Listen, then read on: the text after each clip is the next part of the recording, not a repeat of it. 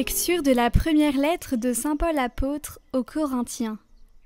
Frères, l'Esprit scrute le fond de toutes choses, même les profondeurs de Dieu. Qui donc, parmi les hommes, sait ce qu'il y a dans l'homme, sinon l'esprit de l'homme qui est en lui? De même, personne ne connaît ce qu'il y a en Dieu, sinon l'Esprit de Dieu.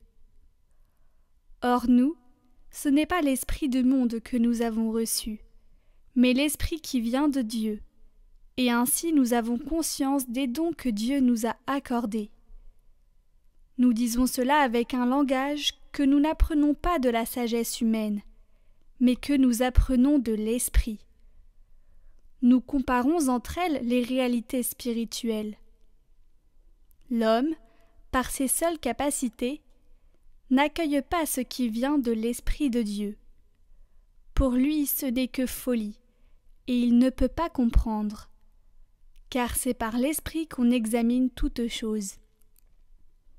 Celui qui est animé par l'Esprit soumet tout à examen, mais lui, personne ne peut l'y soumettre, car il est écrit « Qui a connu la pensée du Seigneur, et qui pourra l'instruire ?» Eh bien nous avons la pensée du Christ.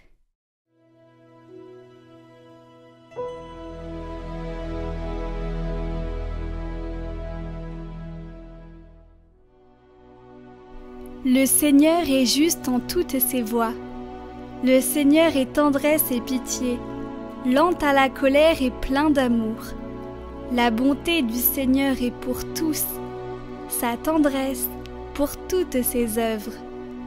Que tes œuvres, Seigneur, te rendent grâce, et que tes fidèles te bénissent.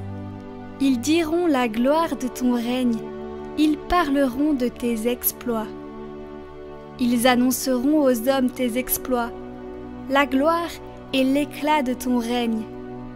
Ton règne, un règne éternel, ton empire pour les âges des âges. Le Seigneur est vrai en tout ce qu'il dit, fidèle en tout ce qu'il fait.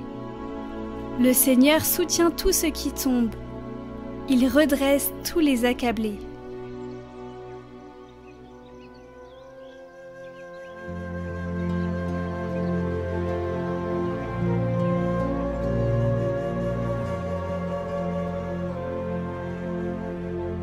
Évangile de Jésus-Christ selon saint Luc. En ce temps-là, Jésus descendit à Capharnaüm, ville de Galilée, et il y enseignait le jour du sabbat. On était frappé par son enseignement, car sa parole était pleine d'autorité. Or, il y avait dans la synagogue un homme possédé par l'esprit d'un démon impur, qui se mit à crier d'une voix forte. « Ah, que nous veux-tu, Jésus de Nazareth ? Es-tu venu pour nous perdre ? Je sais qui tu es le Saint de Dieu. » Jésus le menaça. « Silence, sors de cet homme. » Alors le démon projeta l'homme en plein milieu et sortit de lui sans lui faire aucun mal. Tous furent saisis d'effroi, et ils se disaient entre eux. « Quelle est cette parole ? Il commande avec autorité et puissance aux esprits impurs, et ils sortent. » Et la réputation de Jésus se propageait dans toute la région.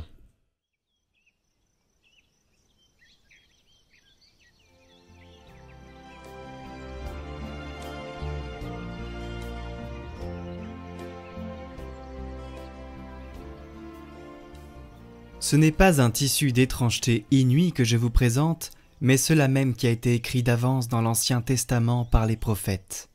N'avez-vous pas entendu le cri de Moïse ? Le Seigneur vous suscitera d'entre vos frères un prophète comme moi. N'avez-vous pas entendu Isaïe proclamer « Voici que la Vierge concevra et enfantera un fils » ?